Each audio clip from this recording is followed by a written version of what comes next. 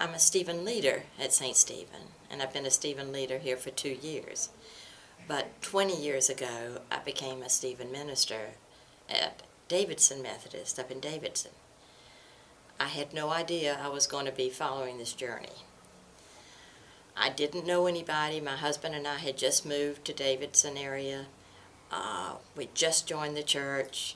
A complete stranger was talking with me one day, and she said, "A Stephen minister class is starting tomorrow. I want you in it." So I showed up for this class. There were 24 of us in the class. I did not know a soul in the room. I didn't know the leaders who were there.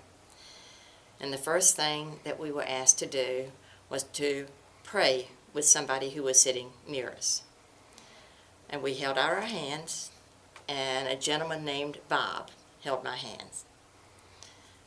We were sharing prayer concerns. At that particular point in my life, my grandson had been born with complications, special needs that we had no idea what was going to be happening.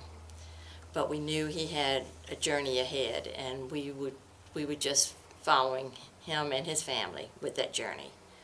So I'm holding hands with Bob, and I start telling him about these tests for my 6-month-old grandson who couldn't hold up his head, who had problems with his eyes.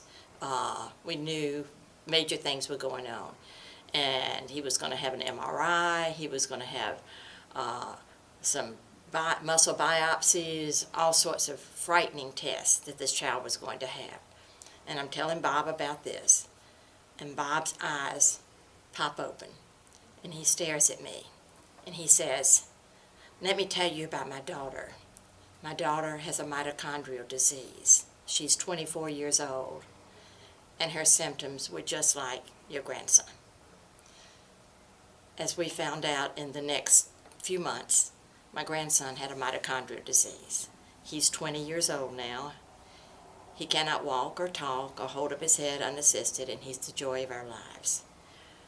But for some reason, that day, I was placed with Bob, the only person in that church who had a child with a mitochondrial disease, probably the only person in Davidson because it's such a rare disease.